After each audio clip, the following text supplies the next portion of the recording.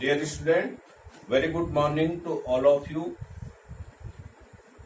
I hope you will be quite well at your home and safe at your home. Today we will discuss about respiratory system. तो आज हम respiratory system के बारे में अध्ययन करेंगे कि रेस्पिरेटरी सिस्टम क्या है। तो थोड़ा सा मैं श्वसन की परिभाषा आपको बताता हूं कि श्वसन वह प्रक्रिया है जिसके द्वारा श्वसन, इसमें मैंने नहीं लिखी है, मैंने आपको पहले जो रिटर्न वर्क है उसमें मैं आपको भेज चुका हूं कि श्वसन की परिभाषा लिख करके मैं उसमें भेज चुका हूं, लेकिन आप इसमें थोड़ा सा मैं उसको रिपीट कर रहा हूं कि श्वसन वह प्रक्रिया है जिसके द्वारा भोजन में उपस्थित ग्लूकोज का ऑक्सीकरण होता है। भोजन में उपस्थित जो ग्लूकोज है उसका ऑक्सीकरण होता है और इस ऑक्सीकरण की क्रिया के उपरांत जो कि कहां संपन्न होती है, कोशिका में संपन्न होती है और उसके उपरांत जो है वो ऊर्जा मुक्त होती है और इस ऊर्जा का उपयोग हम जो है वो किसमें करते हैं, अपने विभिन्न क्रियाकलापों में करते हैं। तो यहाँ पे सबसे पहले श्वसन तंत्र के अंतर्गत सबसे पहले मैं यहाँ पे ब्रीथिंग को क्लियर करना चाहूंगा कि ब्रीथिंग क्या है। तो ब्रीथिंग मीन्स सांस लेना। यहाँ पे मैंने ऊपर लिखा है ब्रीथिंग मीन्स सांस लेना, BREATHING, ब्रीथिंग मीन्स सांस लेना। तो सांस लेने में क्या होता है, हम ऑक्सीजनेटेड यानी ज्यादा ऑक्सीजन वाली वायु को जो है वो कहाँ लेते हैं, अपने फेफड़ों के अंदर लेते हैं और कार्बन डाइऑक्साइड युक्त जो हवा होती है उसको जो है हम क्या करते हैं, बाहर छोड़ते हैं, यानी ऑक्सीजन को इनहेल करना और CO2 को एक्सहेल करना, यानी उसको बाहर निकालना। तो यहाँ पे process of inhaling O2 and exhaling CO2 by the lungs is known as breathing। ये जो है वो ब्रीथिंग की परिभाषा आ गई, श्वसन की सांस लेने की परिभाषा आ गई। अब सांस लेने में और रेस्पिरेशन यानी श्वसन दोनों में भी अंतर होता है कि सांस लेना क्या है, सांस लेना सिर्फ या ब्रीथिंग सिर्फ क्या है, ऑक्सीजन को अंदर लेना और कार्बन डाइऑक्साइड युक्त वायु को जो है वो बाहर छोड़ना है, ये जो है वो ब्रीथिंग होती है। जबकि मैं बात कर रहा हूं यहाँ पे रेस्पिरेटरी सिस्टम या रेस्पिरेशन यानी श्वसन की मैं बात कर रहा हूं। तो श्वसन में क्या होता है कि श्वसन में जब ऑक्सीजन हमारे शरीर के अंदर फेफड़ों के अंदर जाती है, फेफड़ों से जब फिर किस में जाती है, ब्लड में जाती है और ब्लड से फिर सेल्स में पहुंचती है, तो वहां पर क्या होता है कि वहां पर जो ग्लूकोज है उसका ऑक्सीकरण होता है। तो ये एक प्रकार से एक कैसी प्रोसेस है, केमिकल प्रोसेस है। ये कैसा प्रोसेस है, केमिकल प्रोसेस है। जबकि ब्रीथिंग यानी सांस लेना सिर्फ एक जो है वो फिजिकल प्रोसेस है। सांस लेना क्या है, सिर्फ एक फिजिकल प्रोसेस है। अब रेस्पिरेशन यहाँ पे लिखा है मैंने, it is the process of releasing energy by breaking down food.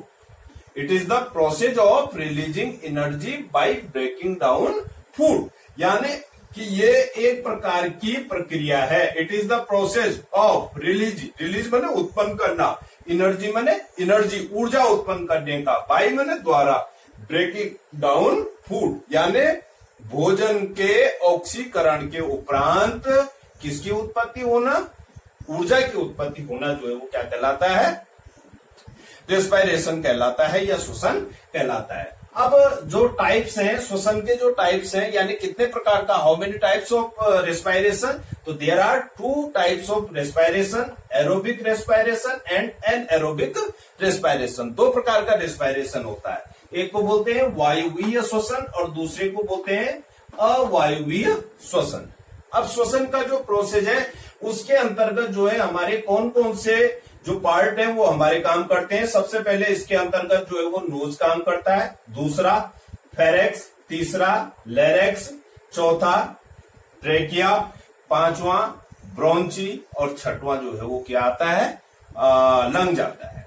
तो यहां से नोज के द्वारा, यहाँ पे मैंने थोड़ा सा चित्र बना रखा है, तो चित्र हो सकता है बहुत अच्छा ना हो, लेकिन जैसे भी है थोड़ा सा समझने के लिए आपके लिए, तो यहाँ पे मैंने ये बनाया है। तो यहाँ पे नोज, हम सांस लेते हैं, नाक के द्वारा हम जो है ऑक्सीजन युक्त हवा को जो है वो क्या लेते हैं, अंदर लेते हैं।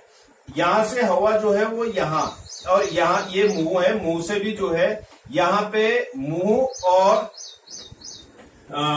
नाक दोनों का यहाँ पे जो है दोनों पार्ट जो क्या हो जाते हैं, मिल जाते हैं, जिसको कि किस नाम से जाना जाता है, फेरेक्स के नाम से जाना जाता है। फेरेक्स किसे कहते हैं, जहां पे कि ये वाला मार्ग और ये वाला मार्ग दोनों ही मार्ग जो है वो आपस में मिलते हैं, उसको फेरेक्स के नाम से जानते हैं। अगली चीज जो आती है, यहाँ पे मैंने लिखा है LARYNX, लेरेक्स, जिसको कि हिंदी में जो है वो स्वर तंत्र कहते हैं। दूसरा क्या है, स्वर तंत्र। और फेरेक्स को जो है वो हिंदी में क्या कहते हैं, ग्रसनी कहते हैं। तो ग्रसनी जो है वो क्या है, ये कॉमन पार्ट है। और यहाँ पे जो है दूसरा क्या है, लेरेक्स यानी स्वर यंत्र। तो स्वर यंत्र यहाँ पे जो है दोनों पार्ट, एक तो जो है वो विंड पाइप, जिसको ये हो गया, और एक जो है वो फूड पाइप आ जाता है, यानी यहां से तो भोजन जो है वो अंदर जाता है, यहां से जो ऑक्सीजन होती है या हवा होती है वो जो है वो फेफड़ों के अंदर प्रवेश करती है। तो इस फेफड़े के अंदर जहां पे प्रवेश करती है, उस वाले ओपनिंग पार्ट को जो है वो किसके नाम से जाना जाता है, लेरेक्स के नाम से जाना जाता है, जिसको हम क्या कहते हैं, स्वर यंत्र कहते हैं। उसके बाद हवा जो है यहां से नीचे बढ़ती है और कहां पहुंचती है, ट्रैकिया में पहुंचती है। ये वाला पार्ट जो है वो ट्रैकिया कहलाता है। नीचे जो है ट्रैकिया को वायुनाल भी कहते हैं, यहाँ पे मैंने लिखा है ट्रैकिया को वायुनाल कहते हैं। अगला, जब यहां से हवा जो है वो अंदर जाती है तो ये वाला ट्रैकिया वाला जो पार्ट है वो दो भागों में विभाजित हो जाता है। इसको जो है वो ब्रोंची के नाम से जाना जाता है, श्वसनिकाएं के नाम से इसको जाना जाता है। और नहीं, उससे पहले ये जो पार्ट जो मैंने यहाँ पे दो भाग किए, इसको श्वसनिकाएं कहते हैं। उससे ऊपर एक पार्ट और बना रखा है मैंने, इसको कहते हैं BRONCHUS, ब्रोंचेस, यानी श्वसनी के नाम से इसको जाना जाता है। और ये आगे बढ़ करके दो भागों में बढ़ जाता है। यहाँ ऑक्सीजन जो है वो फेफड़ों के अंदर जो है वो प्रवेश करती है। ये जो ब्रोंची है यानी श्वसनिकाएं हैं, ये अलग और ज्यादा भागों में जो है वो क्या हो जाती है, विभाजित हो जाती है, विभाजित होती जाती है बहुत ज्यादा। और अंत में जाकर के जो है वो कूपिकाएं, जिसको हम बोलते हैं LVEOLUS, एल्वियोलस इसको हम कहते हैं इंग्लिश में, और जिसको हम हिंदी में क्या कहते हैं, कूपिका कहते हैं। तो इन कूपिकाओं में क्या होता है, रक्त नलिकाओं का बहुत बड़ा जाल होता है। रक्त नलिकाएं इसमें क्या होती हैं, बिछी हुई होती हैं। और रक्त नलिकाओं का जब जाल होता है, तो रक्त नलिकाओं का जाल, यहाँ पर मैं थोड़ा सा, यहाँ पे मैंने बना रखा है, कूपिका का एक चित्र बनाया है, लेकिन फिर मैं थोड़ा सा और इजिली आपको यहाँ पे मैं समझाने का प्रयास करूंगा कि उसका जो चित्र है वो इस प्रकार से है, इस प्रकार से, ऐसे ऐसे। अब यहां से क्या होती है, ऑक्सीजन O2 अंदर आती है, ठीक है, यहां पे भी मैंने दिखा रखा है, O2 अंदर आती है। CO2 जो है वो इससे क्या होती है, बाहर निकलती है। उसके बाद ये रक्त नलिकाओं का जाल है, तो ये जो एल्वियोली है, इसके बाहर जो है वो इस प्रकार से, ये जो है इसमें क्या बह रहा है, रक्त बह रहा है। और जो मैं ये दिखा रहा हूं, ये इस प्रकार के डॉट जो मैं आपको यहाँ पे गोले दिखा रहा हूं, ये क्या है, हीमोग्लोबिन, हीमोग्लोबिन, ये हीमोग्लोबिन है। अब क्या होता है कि जब ऑक्सीजन वाली, ज्यादा ऑक्सीजन वाली हवा जो है वो कहां पहुंचती है, फेफड़े के अंदर यानी एल्वियोली के अंदर, जो कि गुब्बारे के टाइप का होता है, गुब्बारे के समान होता है। जब यहां पहुंचती है तो यहाँ पे क्या होता है, उसमें ऑक्सीजन की मात्रा, यहाँ पे जो है वो O2 की मात्रा उस हवा में क्या होती है, ज्यादा होती है। जबकि यहाँ इस ब्लड में जो है वो O2 की मात्रा क्या होती है, कम होती है। तो यहाँ पे O2 जो है वो उच्च सांद्रता से निम्न सांद्रता की ओर जो है वो बढ़ता है, उच्च सांद्रता से निम्न सांद्रता की ओर बढ़ता है। और यानी इससे क्या होता है कि जो ऑक्सीजन होती है वो जो है वो ब्लड में मिल जाती है, और ब्लड के में जो हीमोग्लोबिन होता है वो किसको, O2 को कैरी कर लेता है। अब O2 को कैरी करता है, उसको लेकर के चलता है। यहाँ पे जो है वो किसकी मात्रा, दूसरा जो है वो क्या है, कार्बन डाइऑक्साइड। अब देखो यहाँ पे कि इस जो ब्लड है इसमें CO2 यानी कार्बन डाइऑक्साइड की मात्रा जो है वो क्या होती है, ज्यादा होती है। और यहाँ पे कार्बन डाइऑक्साइड की मात्रा जो बाहर से अंदर हवा आई उसमें कार्बन डाइऑक्साइड की मात्रा कम होती है। तो यहाँ पर क्या होता है कि उच्च सांद्रता से, यहाँ पे CO2 की मात्रा ज्यादा है, उच्च सांद्रता से CO2 जो है वो किसके अंदर, यहां प्रवेश कर जाती है। ठीक है।